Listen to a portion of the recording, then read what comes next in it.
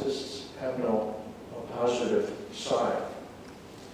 And I want to suggest that pacifists don't merely oppose war in order in varying degrees.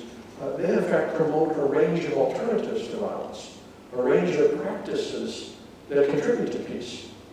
By peace they mean not merely the absence of war, but the presence of harmonious and cooperative social order. This order must arise from among the participants rather than being forced on them from the outside.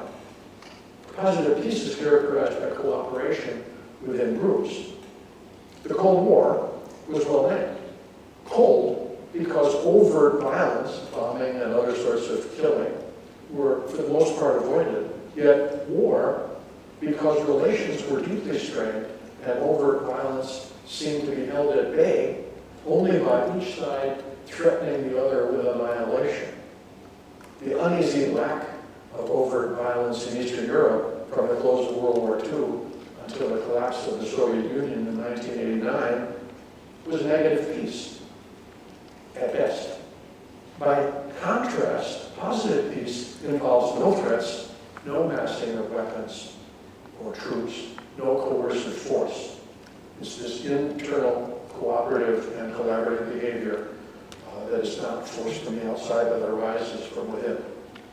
So peace, literally agreement making, happens when a sense of community, shared purpose, and mutual interest prevails over divisiveness, opposing purposes, and disunity. This is why people of common heritage, shared values, and familiar experiences usually find it easier to be at peace with one another than those with largely different traditions, religions, cultures, and ethnicities. Getting along by self-control from within groups comes more naturally when the groups are or seem to be more alike. But whether they are as large as nations or as small as nuclear families, when groups are at odds with one another, tensions and conflicts inevitably arise. For pacifists, the better people understand one another, the less likely the conflicts will result in violence. The challenge is to foster a sense of community, of participation, sufficiently strong to overcome divisiveness, differences, and misunderstandings. This harmonious ideal is anchored by a spirit of tolerance, respect, and where differences are seen as enhancing possibilities for human experience rather than as threats that must be dominated or destroyed. Pacifists try to internalize practices to foster within themselves and within their communities the ideal of cooperation, of community. Such practices are nonviolent because violence always ruptures relationships. The basis of community because violence is incompatible with internally ordered, peaceful whole. All of us succeed at living peacefully to some extent, in any context that depends on cooperative behavior. Perhaps with immediate family or close friends, co-workers, team members, neighbors, customers, the drivers that we share the road with. One fascinating feature of positive peace, when it happens, is that it's rarely seen. It's virtually invisible. It's just the way we live our lives. It's habitual. It's taken for granted. Positive peace is invisible. Unfortunately, there are limits to our peacefulness, and few of us can take cooperation for granted as how we can interact with everyone. Ignorance, fear, impatience, intolerance, all get the upper hand at times. And some individuals are disruptively self-interested, putting themselves above all others, even bigoted and disrespectful. I'll try not to divert into talking about the current American president. That could have been written for him. In the extreme, this becomes criminal behavior, and those who rupture the peace in this way must be dealt with. The mark of truly peaceful people is whether their methods of dealing with peace breakers are consistent with their visions of peace. Of course, the most obvious peaceful methods to resolve conflict and achieve agreement is discussion, where individuals and groups can't work out agreements by discussion. Resolution may be achieved by appeal to an impartial third party. When arbitration fails, courts may be used to settle disputes. So you can see I'm working up a scale here. When the courts fail, then what? I can't delineate all of the various methods of nonviolent peacemaking here. What I would do is recommend The Politics of Nonviolent Action, written way back in 1973 by Gene Sharp. And he cites nearly 200 techniques of nonviolent direct action, all ways to confront power nonviolently. For my purpose, to put them on a kind of scale, we can suggest that beyond discussion and arbitration in the courts, perhaps political protest is next. Acts demonstrating support or opposition. Personal and group letters, lobbying, petitioning, picketing, wearing symbols, marching, singing, teach-ins, these are all examples of this level of struggle. Beyond protest are methods of non-cooperation. Strikes, boycotts, slowdowns, withholding funds, reporting in sick, walkouts, embargoes. Moving beyond non-cooperation, we find methods of nonviolent intervention. Sit-ins, fasting, forming shadow governments, underground newspapers, electronic media. Nonviolent direct action can be seen as along a spectrum, expressing increasing degrees of physical confrontation. Just as pacifists may inhabit any point along the just war continuum, they may inhabit any point on the positive peace continuum. The next step would be violent intervention, which is outside the pacifist range of peace building. For the pacifist, leaving the nonviolent range of peace building appears to be tantamount to surrender, because it amounts to betraying one's ideals in pursuit of them. But perhaps this is too quick. After all, there are legitimate versions of pacifism where a small-scale personal resort to violence, while never desired, might be warranted, such as force used by the police to apprehend a criminal, or perhaps the example that Professor Jackson gave a few days ago, a Palestinian child or a youngster throwing rocks at armed holders of weapons in the Israeli military. It seems odd to imagine that as a version of pacifism if one insists that all pacifists must hold the most extreme view. But if one sees pacifism as a spectrum, then one realizes what little harm could be done by a child throwing a stone by comparison with a soldier firing a weapon.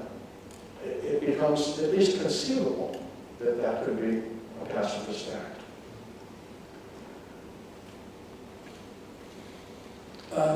The next step really for me is to think about warism.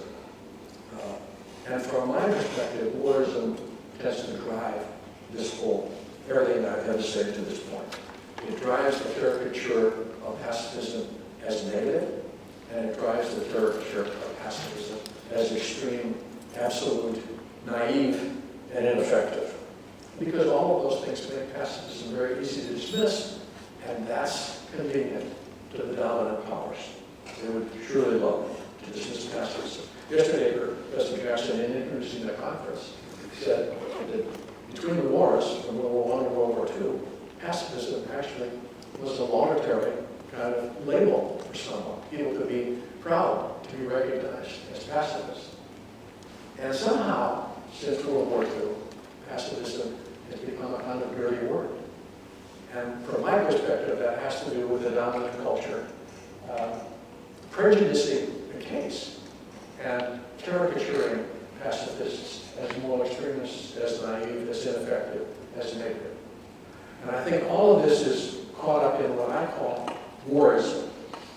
Warism is the view that is morally justifiable in principle, that war is morally justified in principle, and often justified in fact. Let me try that again. Warism is the view that war is morally justifiable in principle and often morally justified in fact. War is considered to be natural and normal. It's just what nations do.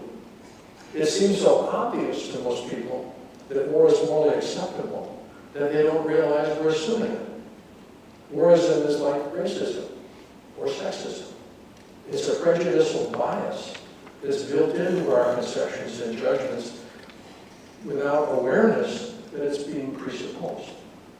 Given the prevalence of warism, national focus tends to be on making war effectively or aligning with nations who do, rather than on questioning war itself from a moral perspective. Warism is like an international epidemic. It threatens our very survival because it supposes the prevailing means of organizing the world, namely the war system, is correct. It truncates our vision, our possibility of thinking anything could be otherwise. Warism is especially insidious because it's nearly invisible behind our building, maintaining, and ever-expanding the means of war. Some of us condemn the practices of weapons production, of conducting foreign policy by way of military threats and actions, and of devoting growing percentages of natural resources to war making. But condemning warism is like condemning cancer. It doesn't really have much effect. What we have to do is figure out how to preclude cancer or prevent it, or at least reduce the likelihood. And failing that, then we have to try to cure it. And so I want to use that model to suggest that our job is to try to, if we're going to ever get pacifism to be taken seriously in any of its forms, we have to somehow get at this prejudice that is stacked against pacifism. We've got to preclude warism somehow. And failing that, we've got to try to cure our wider culture of this sickness. Racism and sexism have been drastically reduced because they were exposed, dragged out of hiding, and made to be seen for what they are: prejudicial biases that distort our judgments, pervert our values, and mislead us into thinking we know when we do not. Warism is similarly invisible. It's behind our thoughts and actions, shaping and distorting our perspectives, and thus our behavior. Central exposing warism is shining a light on it, pointing it out, revealing the role it plays behind public decisions and private decisions. Exposing warism is especially difficult because not only is it invisible, but it is so widely held. And people don't realize they're holding it, just as people who, for generations, believed slavery was an important part of culture, natural and normal, due to the inferiority of some folks and the superiority of others. But the encouraging thing is that just as slavery has been condemned and now thought to be almost universally condemned and thought to be beyond any conceivable moral consideration, exposing warism may well lead to the same kind of result. The same might be said about sexism. It took years of diligent effort, but somehow the culture has made a shift from dominant sexism to at least radically reducing sexism, not that it's disappeared. In fact, I would say the same about slavery. There are still parts of the world where slavery is practiced, though there are a few, and they try to be hidden.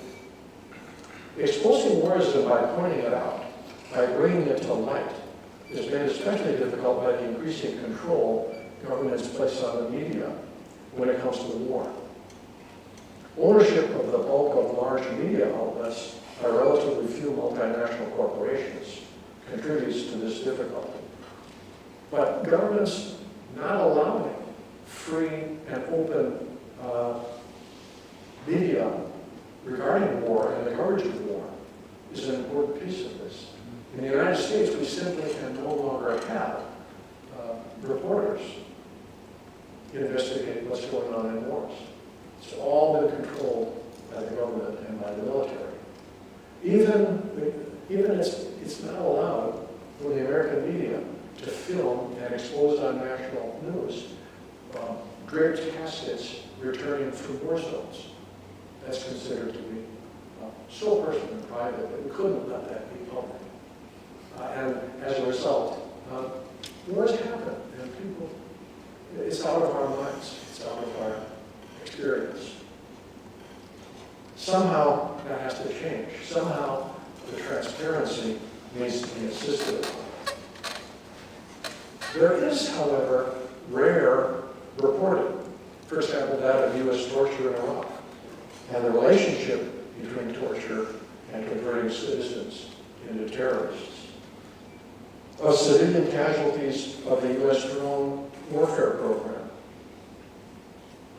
And of work like that of Nikki Hager here in New Zealand, exposing, I thought this book was a little too gentle, exposing a U.S. atrocity that New Zealand kind of fell into